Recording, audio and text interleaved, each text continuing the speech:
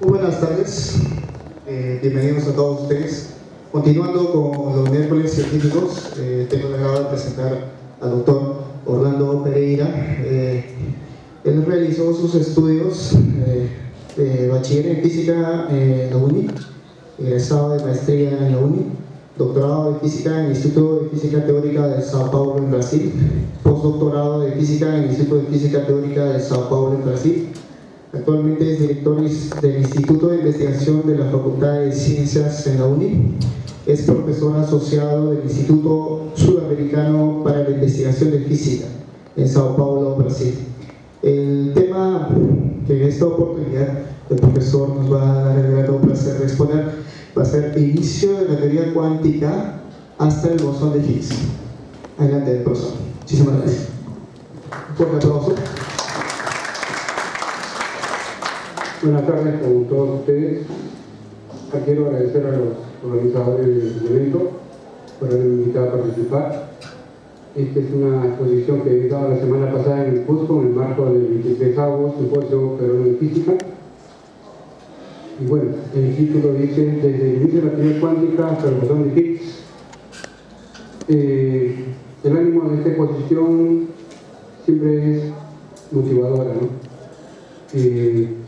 Trato de hacer un resumen para los estudiantes de la carrera que por lo menos ya han llevado el curso de mecánica cuántica. A grosso modo es la mitad de la carrera, ¿no? Y a partir de ahí, enunciando algunos principios básicos, poder construir las teorías que han ido presentándose en el transcurso del tiempo hasta llegar a la teoría actual, que es el modelo estándar. Bien, mi exposición está dividida en 9 puntos. Primero voy a empezar con las ecuaciones de Maxwell, después voy a pasar por la mecánica cuántica no relativista, que es la ecuación de Schrödinger, y estos dos primeros puntos son los que se ven en una carrera en integrado. A partir del 3 hasta el último, bueno, hasta el 8 porque el noveno son aspectos simplemente. El punto 3 es mecánica cuántica relativista, el 4 que es electrodinámica cuántica, el 5 que es integración débil, el 6 que es integración fuerte, el 7 que es un modelo estándar electrodébil, el 8 que es la generación de masa de mecanismos de Higgs, ya corresponden al posgrado. Voy a empezar mi exposición con una anécdota que no encontré en los libros, porque un poco dice lo que sentimos nosotros los estudiantes, porque alguna vez yo también fui como ustedes estudiantes, que por si acaso nosotros, los que estamos en una carrera científica, nunca dejamos de ser estudiantes, siempre estamos aprendiendo algo nuevo. La investigación, la capacitación en nuestra carrera, y creo yo en cualquier carrera científica, nunca acaba. Lerto Kuhn dice cuando allá por el año 1950 era estudiante de Pomeranchuk, escuchó el siguiente comentario de Pomeranchuk. Los dos son personas de alto nivel en la historia de la física. Pomeranchuk, que era el profesor, dijo al auditorio, más o menos como si yo fuera Pomeranchuk, guardando la distancia, ¿no? Los libros de física tienen 2 volúmenes. El primer volumen es acerca de manómetros y resortes, es decir, física muy básica, tipo colegio, y el segundo volumen es teoría cuántica de campos. Con esto más o menos se quiere mostrar de que no hay pues una especie de, digamos, aterrizaje suave, ¿no?, entre lo que viene a ser la parte básica de la formación y la parte profesional del investigador. Siempre hay un gap, una diferencia traumática entre la física básica que uno aprende en el antegrado. Escuchen que la física básica me refiero a todos los cursos del antegrado y los cursos ya a nivel de investigación, ¿no? Bueno,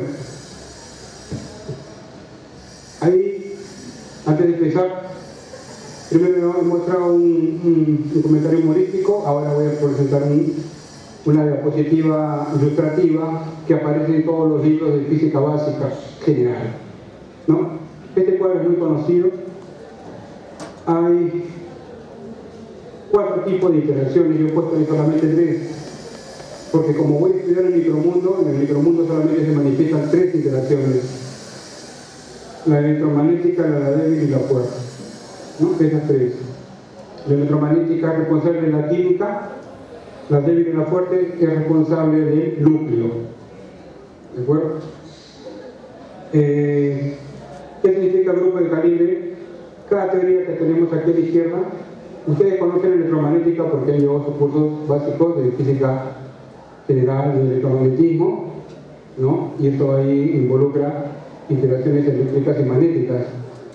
Pero también todas las interacciones que se estudian en el antegrado, inclusive los cursos de la mecánica, son consecuencias de la interacción electromagnética. ¿Qué cosa es una fuerza de rozamiento? ¿No? Cuando uno dice, la fuerza de rozamiento es proporcional al peso, ¿no? del cuerpo en cuestión, y esa proporcionalidad es la constante de fricción, por así decir. ¿Pero qué pasa con constante de fricción?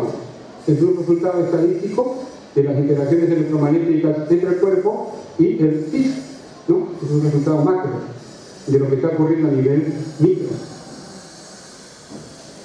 Bueno, uno, digamos, de alguna manera estudia bastante bien la interacción electromagnética. La débil recién empieza a mostrarse en el decaimiento beta, en un curso de física nuclear, allá por el término de la carrera, ¿no? La interacción débil. La interacción fuerte, tal como la conocemos, no se ve en un curso integrado, porque cuando yo hablo de interacción fuerte no me refiero a los iones de Yukawa, ¿no? Que se ven también en un curso de física nuclear. Por interacción fuerte entendemos otra cosa, más adelante voy a mostrar. Mientras el decaimiento beta, que corresponde a la interacción débil, es una de sus manifestaciones que se puede ver en un curso nuclear en el grado, pero es muy poco lo que se ve de interacción débil y fuerte. Los dos, a lo más, entre comillas, se ve en un curso de física nuclear. La física del estado sólido es pura interacción electromagnética, etc. Lo que significa grupos de calibre significa, desde el punto de vista del lenguaje matemático, las simetrías a las que estas interacciones van a estar sujetas. De eso me voy a referir en un momento. Por bosones me refiero que estas interacciones tienen lo que le llaman sus intermediarios. Sabemos que la interacción electromagnética es una acción a través de un campo, ¿no? Este campo clásico se puede manifestar a través de campos eléctricos y magnéticos, a través de las ecuaciones de Maxwell, ¿no? Sí. Pero también sabemos a nivel cuántico la interacción electromagnética es mediada por fotones. ¿Qué cosa es un fotón? Es un campo eléctrico o magnético, indistintamente, ¿no?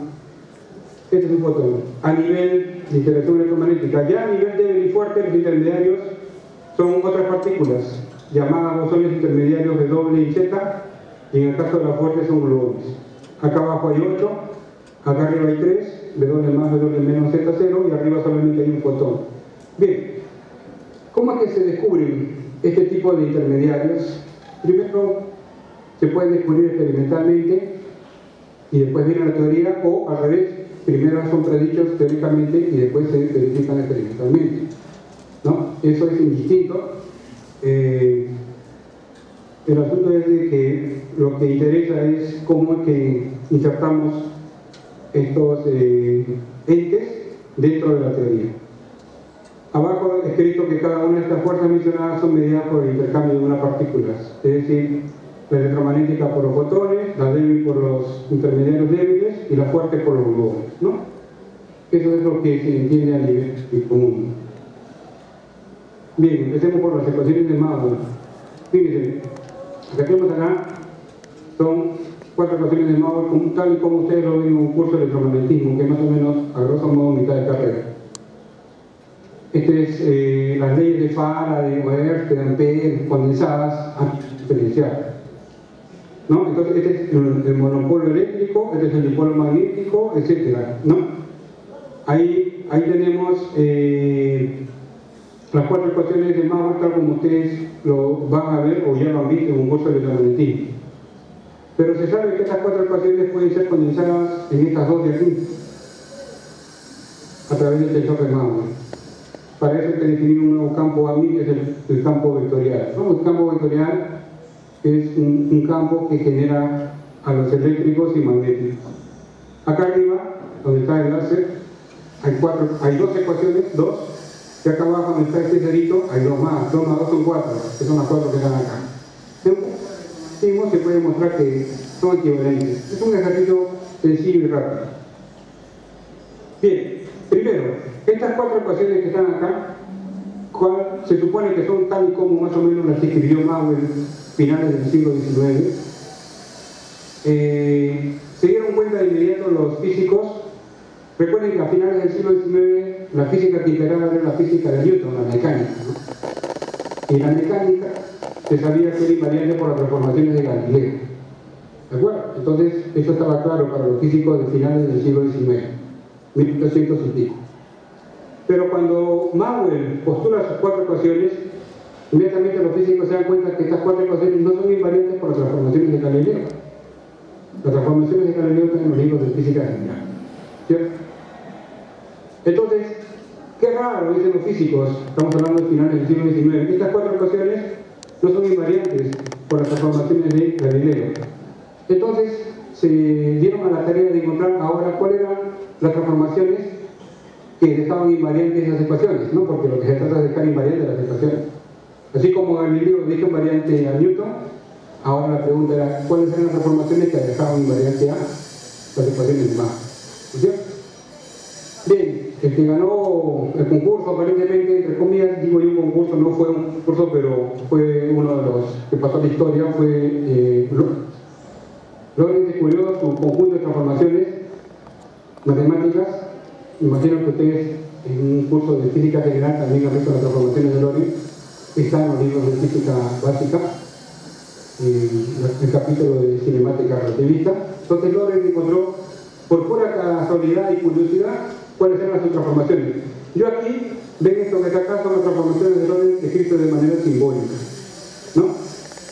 Bien, estas transformaciones donde estas gamma mini son conocidas, son las transformaciones que dejan invariante estas cuatro ecuaciones que están acá, que son escritas de manera elegante como los he escrito aquí. Y ahí quedó como una anécdota. Entonces, ¿por qué era una anécdota? Porque el tiempo ya no se comportaba como un parámetro absoluto, sino el tiempo se comportaba como una coordenada más. Y eso de ahí nadie lo entendía, hasta que a principios del siglo XX, ya sabemos de que Albert Einstein interpretó correctamente las transformaciones de Lorentz, ¿no? Entonces hay quien te dice, lo que pasa es que el tiempo ya no es un parámetro absoluto, ahora es una coordenada más. Por lo tanto, como toda coordenada va a depender del referencial donde se mida, y ahí nace el concepto de eventos. Consecuencia de eso viene la dilatación del tiempo y la contracción de la longitud, etcétera, etcétera. Esa es la interpretación física de algo que Lorentz encontró matemáticamente a finales del siglo XIX. Bien, entonces repito, por pura curiosidad se encuentra que estas transformaciones llamadas de Lorentz están invariantes estas cuatro ecuaciones, que son las que están aquí. Pero, simultáneamente, principios del siglo XX, Salman Baer, otro físico matemático alemán, también encuentra que estas cuatro ecuaciones que tengo aquí, ¿no?, que son iguales a las que están acá, también son invariantes por otro tipo de transformaciones llamadas de calibre. Aquí lo que cambia son las coordenadas. Aquí no cambio las coordenadas, aquí lo que cambia es el campo. El campo inicial a mí pasa a otro campo a mi prima a través de una añadidura o incremento de una derivada de una cierta función arbitraria. Eso también se ve en un curso de electromagnetismo de mitad de carrera, pero no se le explota, porque el objetivo de un curso de electromagnetismo de mitad de carrera es otro, ¿no? Es saber aplicar las ecuaciones de Maxwell a hechos concretos. Recién en el posgrado es cuando debe explotarse en estas cualidades. Entonces, ¿qué sucede? Lorentz dice que estas ecuaciones son invariantes por transformación de coordenadas. Hermann Baer dice también estas ecuaciones son invariantes por transformación de medida o calibre. Repito, aquí la coordenada no cambia, el que cambia es el campo. ¿De acuerdo? Son dos hechos curiosos, ¿no?, que satisfacen las ecuaciones de Maxwell. Y por lo tanto, vamos a exigirle a toda teoría que venga a futuro, ahí es el paradigma de la física, vamos a exigir a toda teoría que venga a futuro que deba ser invariante por estas dos transformaciones, ¿no? Así van a ser las teorías modernas, por esta y por esta transformación. Bien, recuerden que todo es menos que inicia con las transformaciones con las ecuaciones de Maxwell. Ojo, que cuando yo tengo ecuaciones de movimiento, toda ecuación de movimiento desde el punto de vista clásico se sabe que proviene de una acción. y la acción involucra ecuaciones de movimiento vía lagrangiana, ¿no? Ustedes, no sé si en un curso de mecánica han visto de que las ecuaciones de movimiento, pues uno tiene que deducir primero la lagrangiana para llevar las ecuaciones de Euler-Lagrange, etc., ¿no? Bueno, siempre que se tiene ecuaciones de movimiento, la pregunta es inmediatamente encontrar a la lagrangiana que, digamos, determina estas ecuaciones de movimiento. Un rápido análisis hace ver de que esta densidad lagrangiana que tengo acá abajo, ¿no?, me permite escribir estas ecuaciones que tengo aquí, las cuatro.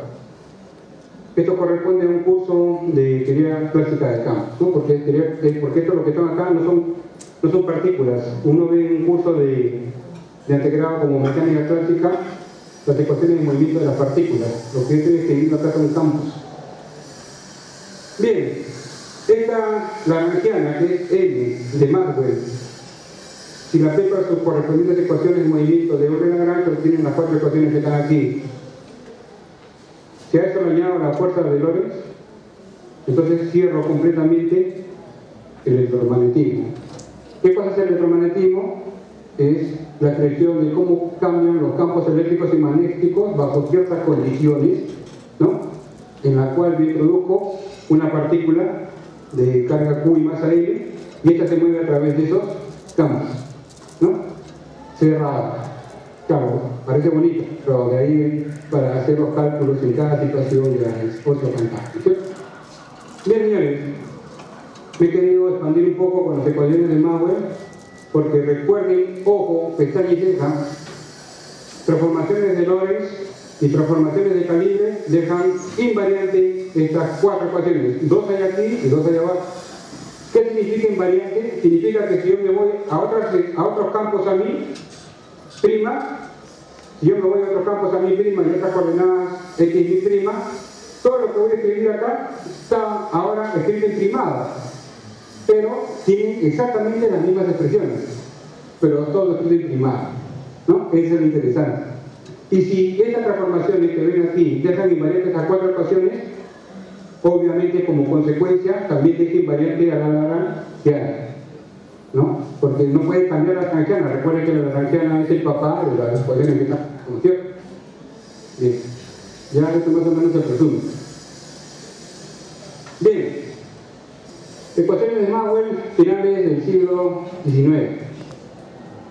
Principio de Lorentz, finales del siglo XIX, principio de Hermann Weyl, principio del siglo XX. Estamos hablando de que somos 1900, ¿no?, cuando más o menos aparecen pues los problemas del micromundo, ¿no? Radiación del cuerpo negro, efecto fotoeléctrico, movimiento gaussiano, etcétera, etcétera, etcétera, ¿no? Ya aparecen dificultades en las teorías de esa época. Entonces, más o menos por la época de 1920, más o menos, ¿no?, cuando a nivel del micromundo se tenía dificultades para entender la física, un grupo de físicos, entre los que destacan Heisenberg, uno de ellos, y Schrödinger, el otro, ¿no?, establecen las leyes del micromundo a través de lo que le llamamos sus ecuaciones de la mecánica cuántica. La ecuación que tienen acá es conocida como la ecuación de Schrödinger. Mientras que las ecuaciones de Heisenberg son matriciales y, por así decirlo, son tan, entre comillas, didácticas de ser trabajadas, la ecuación de Schrödinger es más familiar porque todos están acostumbrados a trabajar con ecuaciones diferenciales, ¿no? Entonces, es por eso que es más famosa la ecuación de Schrödinger que las ecuaciones matriciales de Heisenberg. Bueno, me quedo con esto de acá, que es un resultado experimental, ¿no? Pero rápidamente los físicos se dan cuenta de que no satisfacen las invariancias de la que le había dicho anteriormente, ¿no? Recuerden que yo le había dicho de que las ecuaciones de la física tienen que ser invariantes por Lorentz y por calibre o gauge. Esta no es ni una ni la otra, ¿no? No es ni covariante ni invariante de gauge local. No es. Pero ojo, en física, si una teoría no es invariante local de gauge ni covariante, no significa que no sirva. Sí sirve la teoría, sirve, ¿no? Pero sirve en su rango donde va a trabajar. Por ejemplo, todos los químicos trabajan su química usando la ecuación de Schrödinger o sus variantes de la ecuación de Schrödinger. Entonces la ecuación de Schrödinger es muy importante explica muchas cosas, pero siempre que no salgamos del rango de energía de los kiloelectronvoltios a los max, ¿no? Cuando ya pasamos a los megaelectronvoltios, la ecuación de Schrödinger comienza a tener problemas. ¿Por qué? Porque no es una teoría que no es ni local ni covariante, ¿me entienden? Por eso, ¿no? Entonces, todos contentos, vamos a estudiar esta ecuación en su curso, en su carrera, lo van a hacer bien porque hay muchas consecuencias. Acá están las líneas espectrales del átomo de hidrógeno, el efecto Star, el guerra, etcétera, Siemens, está todo aquí, ¿no es cierto? Y lo que tenemos acá a la derecha, esto que está en dibujitos verdes, viene a ser consecuencia del hecho de que la función de estado phi, ¿no?, tiene interpretación de amplitud de probabilidad. Entonces aquí viene algo que le disgustó pues a Einstein, ¿no?, de que a nivel de nuestro mundo ya no hay determinismo, decía Einstein. ¿Por qué? Porque lo que es phi es una información del micromundo, pero probabilístico, ¿no es verdad? Y su famosa frase de Einstein, Dios no juega a los dados. Ahí viene su famosa frase. Consecuencias de resolver estos problemas en coordenadas esféricas para el átomo de hidrógeno, esto lo hacen en un curso de mecánica cuántica, son estos gráficos aquí que ven a la derecha en verde, que son en coordenadas polares, donde las zonas verdes indican las zonas donde probablemente se encontraría el electrón, probablemente, y las zonas donde no están verdes, ahí no se va a encontrar el electrón, pero ni en broma, ¿de acuerdo? Eso es lo que predice la mecánica cuántica. Y he puesto un ejemplo representativo para indicarle que la mecánica cuántica lo que predice son resultados probabilísticos. Y un resultado probabilístico tiene sentido cuando uno repite el experimento muchas veces, ¿no? Es como, por ejemplo, un dado limpio, por así decirlo, no cargado, entre comillas. ¿Cuál es la probabilidad que salga 2? Todos dicen, un sexto. La probabilidad que salga 3, un sexto. Cualquiera de las caras tiene probabilidad un sexto. Pero siempre que lo tiene, ¿cuánto? 100, 1000, 2000 veces. ¿No es cierto? Ahí recién. Pero si yo lo tiro 100 veces, no va a salir un sexto la probabilidad de que una de las caras salga. Una va a salir cercano a un sexto por arriba, la otra va a salir cercano a un sexto por abajo, porque 100 tiradas no va a cubrir todo el espectro probabilístico, ¿no es cierto? La mecánica cuántica funciona igual. La mecánica cuántica funciona sobre la base de una serie muy grande de experimentos sobre el mismo tipo. Entonces recién ahí se van bosquejando las gráficas que mostramos ahí. Lo que quiero mostrarles o decirles es de que esta ecuación, llamémosla fenomenológica porque sale del experimento, que no es ni invariante de calibre ni invariante relativista, ¿no?, es muy útil. Entonces, ¿cuál es la moraleja? Las ecuaciones no tendrán las dos simetrías, pero son útiles. Ahora, cuando me salgo del rango donde la teoría predice, ahí comienza la dificultad. Entonces, ¿qué sucede? Los físicos, los que se interesan mucho por los principios físicos, hay dos tipos de físicos. El que cuando sale un modelo de inmediato se ponen a calcular. Todos, calcula. Y el otro reducido grupo de físicos que comienzan a buscarle, digamos, alguna dificultad o problemas a la nueva teoría.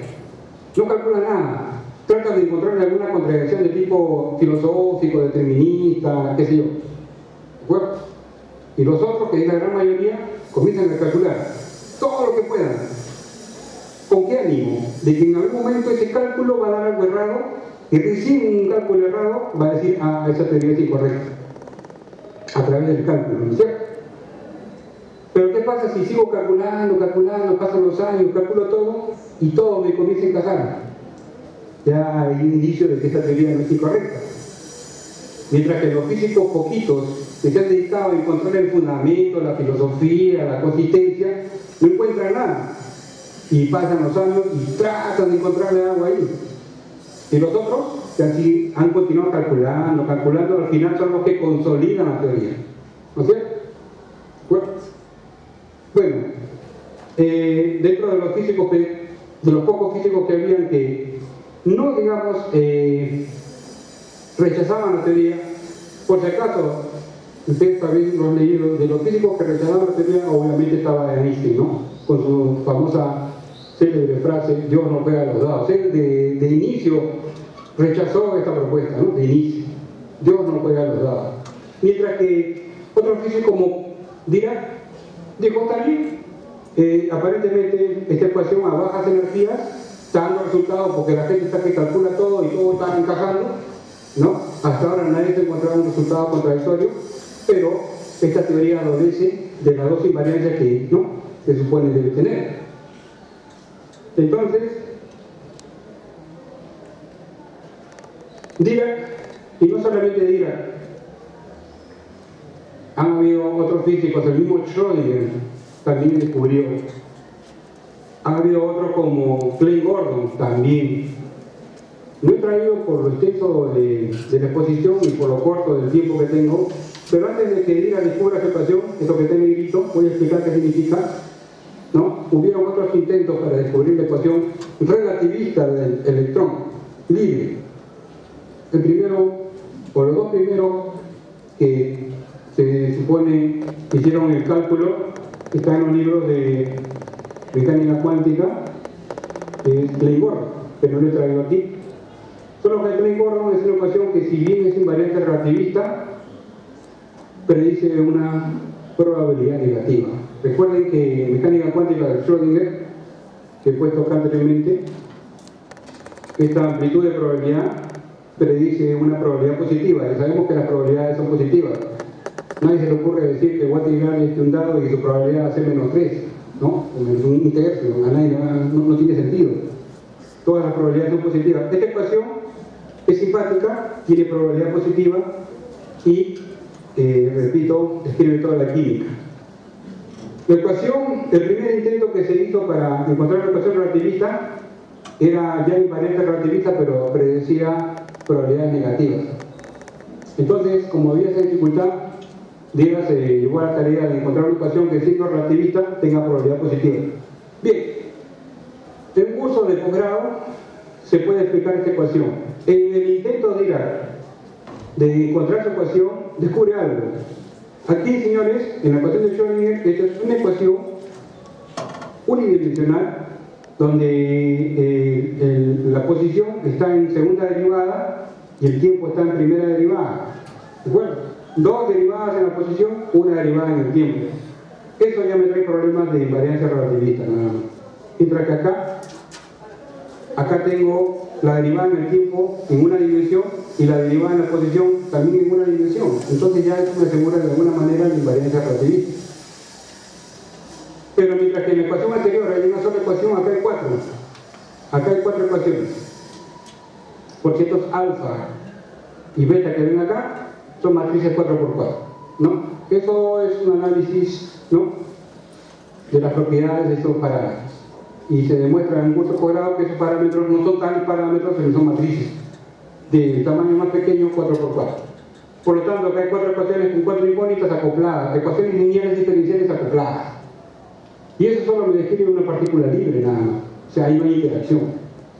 Pero tiene la invariancia relativista, tiene probabilidad positiva, no tiene covariancia. Pero por lo menos ya avancé en algo, dirán, ¿no es cierto? ¿De acuerdo? Entonces, un resultado importante para la época era de que estas cuatro ecuaciones, dos corresponden al electrón, de las cuatro, dos corresponden al electrón y las otras dos corresponden a una nueva partícula que Dirac llamó positrón. Entonces ya desde el punto de vista teórico se predice la existencia del positrón.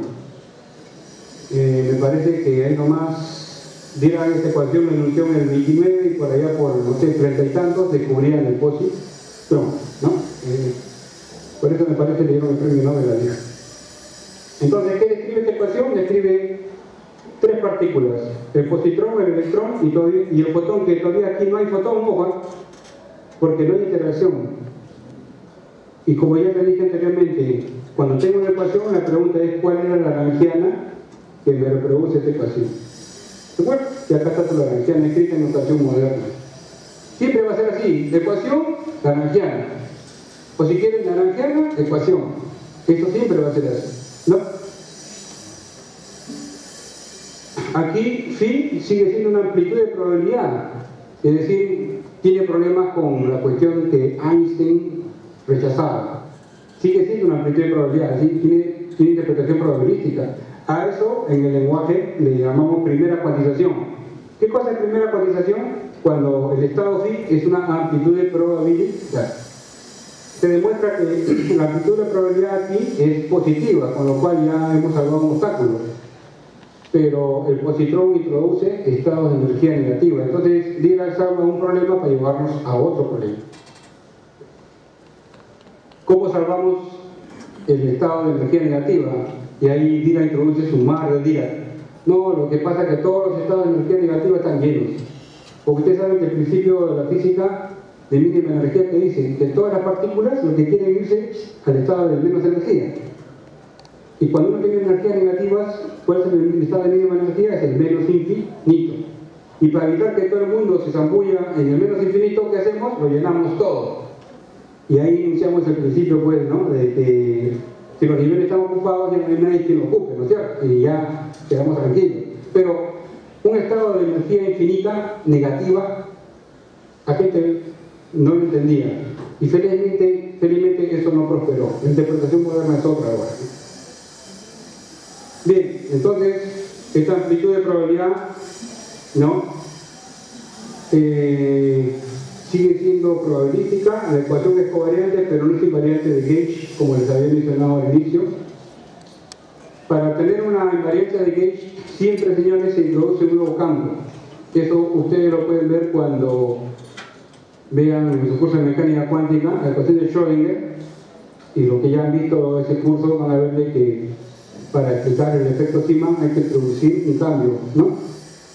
Ese cambio es vía derivada covariante. Entonces, ¿qué es lo que hacen los físicos? Introducen un nuevo campo, y aquí está, señores. Este viene a ser la ecuación de Dirac, pero con el nuevo campo. Aquí aparece el campo del fotón, AMI. Este es el tensor de Maxwell. Y ahora estamos en segunda cuantización, ya no es primera cuantización. ¿Qué significa eso? Ojo que aquí yo ya no escribo las ecuaciones de movimiento, ¿eh? Aquí ya me quedo solo con la lagrangiana. ¿Por qué? Porque, primero que nada, desde el punto de vista matemático, es muy difícil resolver las ecuaciones de movimiento de esta lagrangiana. Son ecuaciones acopladas no lineales. Es muy complicado resolverlas desde el punto de vista clásico. Pero para eso, a los físicos de altas energías no les interesa. ¿Por qué? ¿Qué es lo que estudia la física de altas energías? La física de altas energías estudia estado libre antes y estado libre después. Un problema de dispersión, ¿qué cosa es? Choque, ¿no es cierto? Vienen dos haces libres, interactúan y salen dos haces libres. O sea, eran libres antes y son libres después. La interacción ocurrió en un corte interno del tiempo. Eso es cuando es dispersión. Cuando es decaimiento, una partícula que está quieta en una mesa, en el laboratorio, de repente desaparece y salen partículas, pero que también son libres. A eso le llamamos el comportamiento asintótico, libre. Entonces yo digo, ¿para qué me voy a acabar la vida estudiando, ¿no? ¿Qué es lo que está sucediendo ahí adentro? Si lo único que puedo hacer yo, desde el punto de vista experimental, es estudiar los resultados antes y después. Por eso que todo el aparato matemático de la física de altas energías está desarrollado solo para calcular dispersión y decaimiento. No hay otra cosa que calculemos. ¿De acuerdo? Si alguien está interesado en calcular aquí qué es lo que está pasando ahí adentro, tiene que cambiarse de área, ¿no? Tiene que ir a estudiar solitones, tantones, lo que tiene que ver con soluciones de ecuaciones altamente no lineales, ¿no? Y eso es física matemática, ¿de acuerdo? Pero los físicos no se hacen problemas. Ahora, esto de aquí es una ecuación final donde ya es covariante, invariante local de Gauge, es decir, ya tiene las dos simetrías que habíamos deducido en las ecuaciones de Maxwell, ¿no? Basta que tenga esas dos para que ya podamos ampliar el rango de energía. Entonces, esta ecuación, si alguien dice, bajemos la energía, bajémosla. ¿A dónde voy a llegar si yo la bajo? Bueno, vas a llegar a la ecuación de Dirac. Y si la bajo más, vas a llegar a la ecuación de Schrödinger, y se llega. ¿Cierto? ¿De acuerdo? Es más, esta teoría predice a los mega y gigaelectronvoltios, predice el comportamiento de algunos experimentos, lo predice hasta cierto grado de, digamos, precisión. Voy a explicar qué significa. Bien, esta teoría que es la electrodinámica cuántica, ¿no? Se ve desde el punto de vista matemático, que es invariante por un grupo de calibre 1, U de unitario.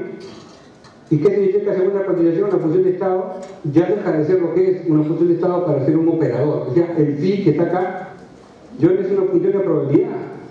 Ahora es un operador que crea y aniquila partículas. A eso le llaman la segunda cuantización.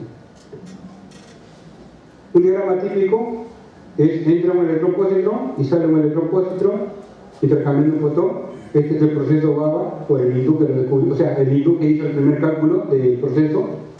Cuando entra un electrón-electrón y sale un electrón-electrón, le llaman proceso Moller, etc., ¿no? Cuando entra un electrón-fotón, el electrón-fotón se llama Compton. Entonces, dependiendo de la entrada y salida, aniquilación de pares, creación de pares, etc. Pero todos esos procesos han sido calculados con este modelo. Y me basta ahora, a partir del micromundo, me basta con la Lagrangiana. Ya no necesito las ecuaciones de movimiento, porque son muy difíciles de calcular. Y con la Lagrangiana me basta con saber cómo es su comportamiento lejos antes y lejos después. Consecuencia de la teoría, aparecen lazos. Aquí en rojito he mostrado un lazo. Este cálculo de acá, señores, se hace en un curso de electrodinámica cuántica de posgrado. Es un curso que es un cálculo interesante, ¿no? Para llegar ahí hay que desarrollar bastantes herramientas, pero es un cálculo que sale limpio. El de acá ya no. Acá aparecen los primeros infinitos, ¿no? Este lazo me introduce un infinito en la teoría. Y la preocupación de esa época era, ¿y ahora qué hacemos con los infinitos? Una teoría que introduce infinitos se dice que no es predictible. No predice nada, ¿no? Imagínense, ¿cuánto vale esto? Infinito, ¿no? Pero sabemos que en matemática hay dos clases de infinitos, los infinitos que se manejan y los infinitos ingobernables, ¿no? Los matemáticos que trabajan en el área conocen bien este tema, pero nosotros los físicos separamos aquello que nos interesa nada más. Entonces los físicos se llevan a la tarea de clasificar los infinitos de la teoría y felizmente se da con la sorpresa que son los infinitos manejables. Cuando un infinito es manejable, se dice que la teoría es renormalizable, y cuando no lo es, se dice que la teoría es no renormalizable. Como estos infinitos son manejables, entonces yo puedo manejar a los infinitos que son consecuencia de este lazo y hacer cálculos precisos de muchos parámetros, no solamente de secciones eficaces, de tiempos de caimiento, sino de parámetros como la razón giromagnética del electrón, etcétera, etcétera, etcétera. Bueno, pero ya aparecen los infinitos. Pero esta teoría, digamos, sobrevive y pasa la prueba de la invariancia relativista, de la invariancia local de Gauge y la prueba de los infinitos. ¿De acuerdo?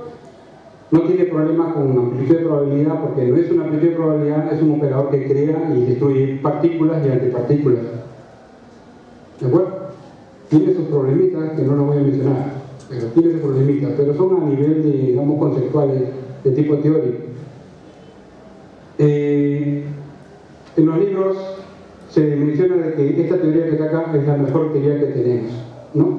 Porque sus niveles de predicción van hasta la 12ª casilla decimal. ¿Se imaginan? ¿No? Medir un parámetro como la razón giromagnética del electrón, medirlo experimentalmente con 12 casillas de precisión y calcularlo teóricamente con 12 cifras de aproximación y que ambas coincidan. ¿De acuerdo? Por eso dicen que es la mejor teoría que tenemos. Cualquier otra teoría se va pues a la tercera cifra, a la cuarta, y después de la cuarta difiere. Acá llegan a la 12ª. ¿De acuerdo? Bien, pero sería bonito así si es que el mundo solamente sería electrón, positrón y fotón, nada más, ¿no? Pero no. Por esa época, cuando esta teoría estaba así terminada, empiezan a aparecer más partículas. El pión, el muón, ¿de acuerdo? Los rayos cósmicos traen un montón. Es decir, los físicos experimentales desarrollan experimentos, es decir, detectores, ¿no? En esa época no había aceleradores, simplemente desarrollan mejores detectores, cámara de niebla, cámara de burbujas, qué sé yo, ¿no? Se van a las montañas, ponen sus detectores y los rayos cósmicos los atraviesan y comienzan a descubrir partículas que no estaban, por así decir, contempladas en los modelos. No solamente aparecen partículas, aparecen otras interacciones, ¿no? Entonces ya sabían los físicos de que aparte de la gravitación que no aparece aquí, que aparte de la teoría electromagnética hay otro tipo de interacción porque el decaimiento beta así lo dice y otras cosas. Entonces, aquí tenemos un dibujo típico de un decaimiento beta. Ven acá, hay un núcleo, ¿no?, que emite un electrón. El núcleo, al emitir un electrón, el núcleo se convierte en otro núcleo, ¿no? Cambia de identidad el núcleo, pero emite un electrón. Y cuando hacen el balance energético, los físicos en esa época se dan cuenta de que no hay conservación de energía, es decir, el núcleo inicial con el núcleo final más el electrón que ha emitido suman las energías y no conservan. Entonces empiezan las dificultades experimentales para empezar. Pero Pauli dice, no, lo que pasa es que hay una partícula que no vemos, que es el neutrino, ahora se conoce como el neutrino, que compensa el desbalance, ¿no es cierto?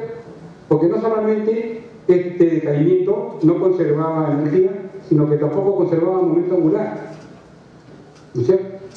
Y sabemos que la energía y el momento angular son dos principios básicos de la física. Y que no se respete, eso ya es bastante engorroso. Pero bueno, Pauli dice, bueno, la única forma de restablecer las dos conservaciones es metamos una nueva partícula que no vemos. Coloca esa partícula y la partícula comienza a restaurar, ¿no es cierto?, lo que no se conserva. Bueno, ese por un lado. Por otro lado, ¿qué hace Fermi? Fermi dice así, bueno, tengo un proceso de esta naturaleza, ¿no? Un núcleo emite un electrón, se convierte en otro núcleo, pero también sale un neutrino. Ok, ahora yo digo, según Fermi, ¿cómo hago el cálculo, ¿no?, de lo que está ocurriendo ahí? ¿Qué es lo que se calcula en un decaimiento? En un decaimiento lo que se calcula es el tiempo de vida media de un conjunto o de una población de elementos, ¿no? ¿Cuánto tiempo debe pasar para que esa población se reduzca a la mitad? Una cosa así, ¿de acuerdo?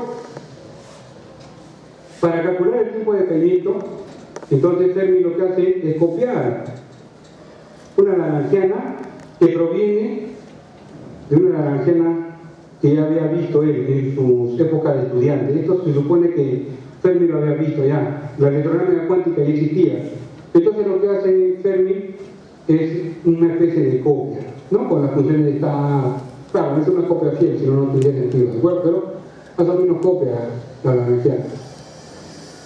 Y una vez que copia la lagrangiana, ella puede calcular el tiempo de vida media. Lo hace bien, con buena precisión, ¿no? Pero más adelante los físicos se dan cuenta de que esta lagrangiana de Fermi tiene que ser modificada por la que está llevando aquí. Tiene que ser modificada. ¿Por qué? Porque, señores, aparte de la invariancia de Lorentz, aparte de la invariancia de calibre, hay otras dos invariancias que los físicos creían que estaban, digamos, sujetas a todas las leyes de la física, que son las invariancias por transformación de paridad e invariancias por conjugación de carga. Son invariancias a nivel del micromundo, son un poquito sofisticadas, por así decirlo, pero los físicos de esa época manejaban esas dos invariancias y para ellos esas invariancias estaban fuera de discusión. Fuera de discusión. ¿Por qué? Porque la interacción electromagnética la respeta, ¿no? Y la interacción fuerte, o sea, la nuclear de esa época también respetaba paridad. Y para ellos, como consecuencia natural, la interacción nueva que aparecía, conocida como la de Levy, también debía respetar esa invariancia por paridad. Pero experimentos van, experimentos vienen y dicen, no, señores, la interacción que ha aparecido nueva, la interacción Levy, esa no respeta paridad. Y hay experimentos cruciales que muestran que no respeta paridad. Entonces, ¿qué hago? Mientras que la lagrangiana de Fermi sí respeta paridad, habría que modificarla, y aquí la modifican, introduciendo nuevos términos, ¿no? Y estos nuevos términos fueron dados por Shen de Lee, ¿no? Y al introducir estos nuevos términos, estos dos jóvenes físicos chinos inmediatamente determinan qué tipo de experimento deben realizarse para medir lo que ellos predicen. Señores, el experimento se da por una colega china, Madame Wu, al año siguiente de que ellos enuncian su modificación y efectivamente todo encaja, todo concuerda. Entonces aquí nace lo que se conoce como la violación de la paridad. O sea, la nueva integración no respeta paridad, ¿no? Bien. Pero esta Lamarckiana acá dice así, ¿no? No es ni unitario ni normalizable sin mediadores. Es decir, aquí no vemos ningún campo que sea responsable de llevar la integración. Recuerden que la integración electromagnética es el fotón que lleva la integración. Pero aquí no hay ninguna partícula que lleve la integración, ¿no? Es lo que le llaman una teoría efectiva. Bueno, ¿qué significa que no sea renormalizable? Como les mencioné anteriormente, significa que los infinitos que salen de acá son normally cables, ¿no? Eso significa que no sea renormalizable. Lo de unitaria significa que la serie perturbativa no converge. Si no es unitaria, no converge. Y si es unitaria, converge la serie perturbativa.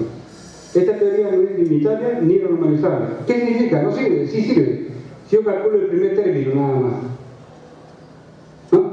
Porque en teoría perturbativa, ¿qué es lo que calculamos? El primer término de la aproximación, el segundo, el tercero, el cuarto. Pero generalmente en una buena teoría perturbativa pasa con el primer término. Ese se lleva el 90 y tantos % del cálculo, cuando converge rápidamente, ¿no? Entonces, acá yo no estoy trayendo teorías que no predicen nada, sí, todas estas teorías predicen, pero dentro de su rango de acción, ¿no? Bueno, ahí hay dificultades.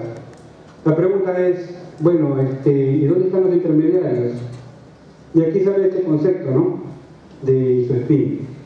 Ya Heisenberg, ¿no? Cuando ve que en el núcleo de dos partículas, el neutrón y el protón, Heisenberg dice, bueno, una está cargada y la otra no, y tienen casi la misma masa. Entonces Heisenberg dice, no, lo que pasa es que la diferencia de masa se debe a que una está cargada y la otra no. Pero en realidad, Heisenberg dice, los dos son la misma partícula, es el nucleón, ¿no? Y yo puedo transformar dentro del nucleón un neutrón en protón y un protón en neutrón, lo puedo rotar en el espacio aquel doble de isospin le llama, ¿no? El grupo de simetría de rotación le llamamos el grupo SU2. Ya el hecho de que salga un doblete me está indicando de que hay alguna otra, digamos, matemática involucrada en el desarrollo de esta nueva teoría. Como consecuencia de ello aparecen lo que le llamamos aquí los campos de Yang-Mills. Estos de aquí vienen a ser los nuevos campos. Aquí he puesto el campo de Maxwell, que ya he visto anteriormente, es un campo simple. Aquí aparecen más campos. Inclusive acá hay dos términos, acá hay 1, 2, 3 términos. Esto viene a ser un término de integración propia debido a la nueva simetría. Y como ya les dije, siempre que tengo esto, necesito saber cuál es la Lagrangiana correspondiente. Entonces, ¿cuál es el corolario? Si necesito intermediarios para explicar el decaimiento beta, si necesito intermediarios, esos intermediarios ya no van a ser tan simples como en la electrodinámica cuántica, van a ser más complicados, porque ahora tengo el concepto de isospin. Aquí, solo para, digamos, colocarlos en un nivel de, digamos, de igual trato. Recuerden de que yo les dije que por la década del 50 se fabricaron nuevos detectores en los rayos cósmicos y entonces detectaron pues nuevas partículas. Y aparecían partículas así a montones. ¿Qué cosas eran las partículas? Carga eléctrica, masa, isospin, paridad, momento angular. O sea, cada partícula tiene que tener 1, 2, 3, 4, 5 parámetros. ¿De acuerdo? 5 parámetros. Aparte, tiene un parámetro adicional que es extrañeza, etc. ¿De acuerdo? Entonces, más o menos estaba la época como cuando Mendeleev, ¿no? Tenía ahí un montón de elementos químicos. Antes de Mendeleev, los químicos trabajaban con 400 compuestos elementales. ¿Se imaginan un químico del siglo XIX trabajar con 400 compuestos elementales? Porque no sabían lo de la tabla periódica. Cuando viene Mendeleev y dice, no, este es así, y pone su tabla periódica, ¿no? Entonces ya los químicos tienen que trabajar con los 100 y pico elementos, nada más. Y a partir de ahí se deduce todo, ¿no es cierto? Yo no digo que sea fácil, ojo, pero por lo menos se entienden los principios, ¿no es cierto? Igual sucedía, ¿no? Aparecía una serie nuevos elementos que después se le va a conocer como hadrones, que se van a dividir en mesones y bariones, y no había un orden. Entonces, más allá, por finales de la década del 50, los físicos experimentales empiezan a ordenarlos, ¿de acuerdo? ¿Y qué cosa es ese orden? Ven aquí, esto qué cosa es como un triángulo invertido. Este viene a ser el decupleto de bariones, en 3 dimensiones, ¿no? Aquí tenemos otra distribución, pero en 3 dimensiones. Ahora se sabe que las dimensiones que necesitamos son de 5 dimensiones. Señores, para clasificar estas partículas, ¿no?, se necesitan, pues, entre comillas, una nueva tabla. Uno de los, digamos, ¿cómo se puede decir?, propulsores de esta nueva distribución, que está aquí el señor Murray y German. Falta uno aquí, que es el señor Niemann. Fueron 2 que recibieron el premio Nobel porque ellos clasificaron los hadrones, ¿no?, en mesones y bariones, y para poder clasificarlos tuvieron que recurrir a una nueva entidad, que es el triangulito, que es el triangulito que corresponde a los 3 quarks fundamentales en la época cuando ellos vivían. Bueno, sí, digo hasta ahora, a lo que me refiero cuando ellos descubrieron su modelo, ¿es cierto? ¿Cuál es la peculiaridad? Que esos entes pequeños, que son responsables de la materia, llamados quarks, ¿no?, tienen masa casi iguales, pero su carga eléctrica es fraccionaria, ¿no?, más 2/3 de la carga eléctrica del electrón y menos 1/3 de la carga eléctrica del electrón, ¿de acuerdo? Y hasta ese momento y hasta ahora nadie se ha visto, pues, carga fraccionaria del electrón, pero eso es historia. Pero con esto yo quería simplemente mostrar que esto de aquí es cinemática, porque acá no hay ninguna lagrangiana. Esta es clasificación. Cuando hay una clasificación se llama cinemática. A diferencia de acá, cuando hay una lagrangiana, esto sí es dinámica. ¿Cierto? Lo de adelante, recuerden que esta es la interacción débil, lo de adelante es la interacción fuerte. Esta es clasificación. Ojo, para entender esto, primero hay que estudiar teoría de grupos continuos. Primero, una vez que uno estudia teoría de grupos continuos, dentro de esto de teoría de grupos continuos está lo que le llamamos la tabla de Young. Y finalmente uno puede hacer la clasificación. Por lo menos en la Facultad de Ciencias, este tipo de trabajo lo realizan los estudiantes que quieren hacer este trabajo al final de la carrera a través de cursos selectivos, ¿no?, que son parte de la formación de un estudiante. ¿De acuerdo? Allá tenemos 3 cursos selectivos, o sea, son cursos selectivos obligatorios para el estudiante, ¿de acuerdo? Aparte de los cursos selectivos no obligatorios, ¿no es cierto? Los cursos selectivos obligatorios del estudiante tiene que llevar son de pre-investigación, y ahí el tema puede ser cualquiera, generalmente lo que los profesores ofrezcan, ¿no? Este es uno de ellos, por ejemplo, ¿no? Trabajo que tiene para rato. Bueno, con esto muestro un poco la interacción fuerte. Ahora muestro el modelo estándar electrodébil. El modelo estándar electrodébil tiene las 2 simetrías, la de la electrónica cuántica y la de la histeria débil. Es un producto de las 2 simetrías, y como sí estoy hablando de la dinámica, acá muestro su lagrangiana del modelo estándar electrodébil, y aquí estoy mostrando el sector, digamos, bosónico, que corresponde a la densidad lagrangiana de Yang-Mills. Es decir, acá está la materia y acá están los intermediarios, solo que ninguno de ellos tiene masa, porque la teoría exige de que esas lagrangianas no incluyan la masa, porque si incluyen la masa, la teoría sería no renormalizable, y a eso me refiero por la conjetura de Weinberg-Salam, que son los 2 que están al extremo. Este señor es Weinberg y este es Salam, el que está acá es Glashow, el del centro. La conjetura de Weinberg-Salam dice, si quiere una teoría de campos que sea renormalizable, entonces su masa de esa teoría debe ser adquirida vía el mecanismo de Higgs, es decir, la teoría al inicio no debe tener masa. Como consecuencia de ello, todas las partículas que están acá, que son un montón, viajan todas a la velocidad de la luz. ¿De acuerdo? Recuerden que una partícula que no tiene masa tiene que viajar a la velocidad de la luz, ¿no es cierto? Pero, estos físicos que están aquí, los del extremo, roban una idea de que viene del estado sólido. El estado sólido hay un mecanismo de enfriamiento a bajas temperaturas, que le llaman el rompimiento de la simetría. Eso ocurre en el helio líquido. Entonces ellos toman la idea del helio líquido y lo transportan acá, ¿no es cierto? Y le llaman el mecanismo de Higgs, que vemos aquí. Para introducir el mecanismo de Higgs, un rompimiento de la simetría, este es un dibujo típico del mecanismo de Higgs, un sombrero mexicano. ¿Qué significa el rompimiento de la simetría? De que el origen de coordenadas en un principio está aquí en el centro. Si el origen de coordenadas está en el centro, todo es simétrico alrededor del sombrero, ¿no es cierto? Pero si corro el origen de coordenadas aquí, ya el sombrero no se ve simétrico. Eso es el mecanismo de Higgs, hablando pictóricamente, ¿no?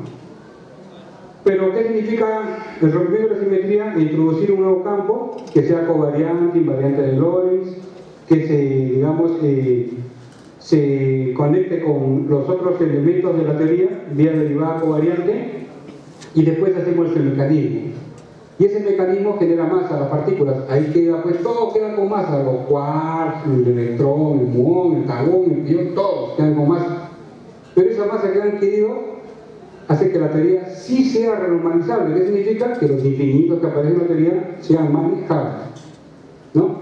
Eso es lo interesante. Pero por si acaso, esa conjetura, desde que yo digo que es una conjetura, queda como es. Es decir, hasta el momento no ha sido demostrado analíticamente. Solo ha sido posible aceptarlo porque hasta ahora, como les dije al principio en mi exposición, hay dos clases de físicos. Los que dicen, no, eso no vale, etcétera, hasta que tú no pruebes de que vale, y los que calculan y no encuentran nada. ¿De acuerdo? Ya, estamos en ese caso, ¿no? La teoría hasta ahorita ha pasado más de 30 años, siguen calculando, ya va para 40 años, que siguen calculando, no han encontrado nada, ¿no? Y los otros que dicen que no tienen que demostrar que la teoría es normalizada, etcétera. Ahí está la conjetura, ¿de acuerdo? Lo que voy a poner aquí es la energía de Yukawa. Este término de acá es un término, el término, digamos, feo de la teoría, porque mientras que todo lo que estaba anteriormente colocado en la teoría viene de primeros principios, ya les mostré cómo es que aparece la teoría, ¿no? Esto de acá es puesto a mano, esto aparece de la nada, pero respeta las simetrías, respeta que es invariante local, es covariante, etc. Pero es necesario el término. Y aquí están la mayoría de los parámetros libres de la teoría. Ojo, el modelo estándar tiene 19 parámetros libres, 19. Muchos no aceptan que este modelo sea pues, fundamental. No puede haber un modelo fundamental con 19 parámetros puestos a mano, obviamente. Acá hay un cuadro pictórico, ven acá abajito el dibujo. Es una idea pictórica. ¿Qué significa, señores? Por ejemplo, ¿qué significa que este papelito que tengo en la mesa, si yo lo lanzo, avance a la misma velocidad, avance un buen trecho, o agarro la botella, lo lanzo, avanza menos trecho, etc. Significa que esté interactuando más con la mesa a través de la fricción. O sea, ¿qué significa que interactúa más con la mesa? Significa que más masivo es o menos masivo es. O sea, a grosso modo. Entonces, ¿cuál es la idea pictórica que hay detrás del bosón de Higgs? Acá está la partícula desnuda, la rosita, esa partícula no tiene masa, está rodeada de una nube de partículas de Higgs y la partícula de Higgs la detiene. Entonces, baja la velocidad, una medida de la inercia. ¿Y qué cosa es una medida de inercia? La masa. Es una cuestión pictórica, ¿de acuerdo? Entonces, ¿qué cosa es que una partícula tenga masa? Significa que está viajando en un campo de Higgs. Cuando menos interactúa, más rápido va. Cuando más interactúa, más lento va.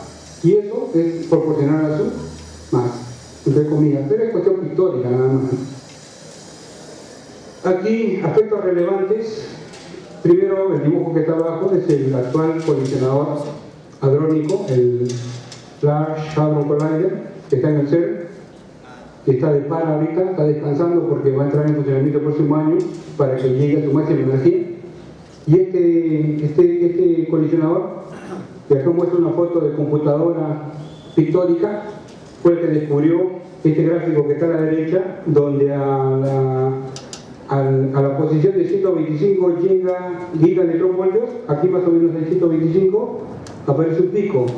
Y según los modelos, eso corresponde a la masa del bosón de Higgs. Recién en el año 2012 se pudo calcular, entre comillas, la masa del bosón de Higgs. Digo entre comillas porque siempre hay todavía, ¿no?, un resquicio ahí de que podría ser otra cosa, ¿no?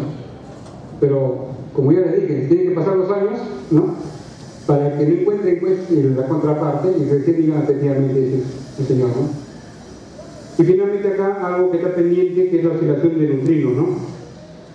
El problema de los neutrinos solares atmosféricos es un problema actual y una de las explicaciones sería de que el neutrino pues está oscilando, ¿no? Este es un tema para una exposición de neutrinos que no me corresponde ya, pero simplemente que lo traiga, ¿no? Esto que está acá, señores, es el International Linear Collider, ILC. ¿Qué significa el ILC? Ven esto que está acá, este es el LHC, Large Hadron Collider, es decir, un colisionador hadrónico. Este no es hadrónico, este es un colisionador leptónico. ¿Cuál es la diferencia? Mientras que el anterior colisiona protón-protón, y ahí hay un montón de cosas que no conocemos, aquí va a colisionar electrón-positrón, y todo lo que está ahí sí lo conocemos, ¿no? Entonces una cosa es hacer colisionar cosas que conocemos y podemos predecir el final, y otra cosa es hacer colisionar dos cosas que conocemos muy poco, ¿de acuerdo? Por eso que este colisionador es el que va a venir después del que mostré anteriormente. Solo que para que construyan este, y lo van a hacer unos 30 años por lo menos. Y finalmente me muestra ahí la lista de los cursos que se imparten en la Facultad de Ciencias en el grupo de Física Fundamental, ¿no? Ahí faltan un par de cursos, pero a lo largo de los años se han listado aquellos y bueno, que han sido temas de la exposición, ¿no? ¿Alguna pregunta?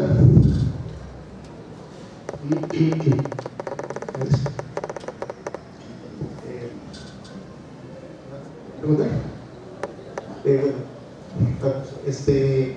Tengo un poco conocido, es los factores de forma. Para calcular los factores de forma, creo que se entiende que se tiene que estudiar lo que es la violación de paridad, lo que ustedes estaban comentando. No sé si me podría explicar un poco ese tema. Ya, por lo que entiendo, los factores de forma, eso básicamente está bastante relacionado con la física hadrónica. Por ejemplo, cuando uno estudia decaimiento de pion, colisión de piones, o todo aquel que sea un hadrón, digamos, uno puede hacer los cálculos hasta un cierto nivel, nada más, al que le corresponde, digamos, a las interacciones débiles electromagnéticas. Pero cuando hay una desviación de lo predicho por el experimento con la teoría, uno tiene que tomar en cuenta de que esas partículas pues no son puntuales. Entonces, básicamente, los factores de forma aparecen como consecuencia del hecho que las partículas no sean puntuales. Si la partícula fuera puntual, que son los leptones, ahí entran los factores de forma.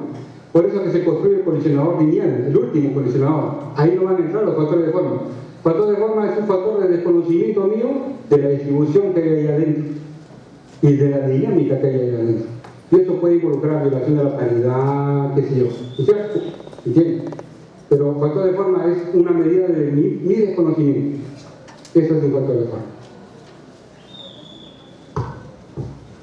¿Alguna otra pregunta? Un fuerte aplauso al profesor Pereira.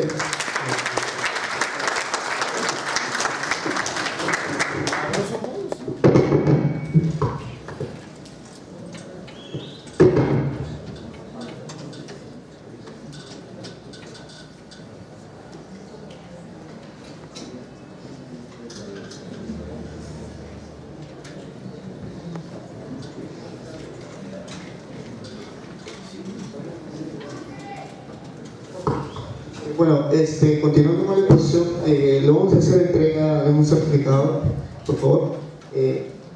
Profesor.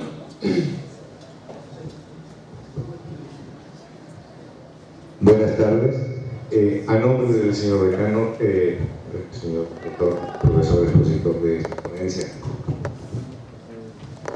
vamos a hacer una entrega de un certificado por su participación en calidad de ponente del tema desde el inicio de la teoría cuántica hasta el bosón de Higgs, realizado hoy día. Muchísimas gracias a nombre de la Facultad de Ciencias Naturales y Matemáticas.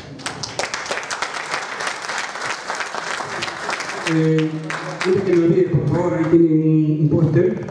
Esto puede entrar, voy a enviárselo a José para que después de manera se lo manden los correos, pero es una reunión del próximo año, 22 a 26 de junio, ¿no? Ahí están los expositores, son gente de mucha experiencia, ¿no? Todos ellos conocidos a nivel mundial, están todos invitados, va a ser en la UNI, y esperemos que se inscriban. De hecho, va a haber participación gratuita, así que están cordialmente invitados. Gracias.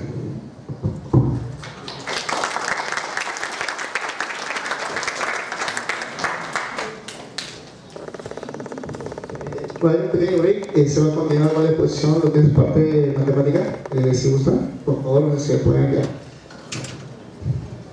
Se va a pasar la lista para firmar la asistencia, por favor, no se vayan a retirar. Gracias.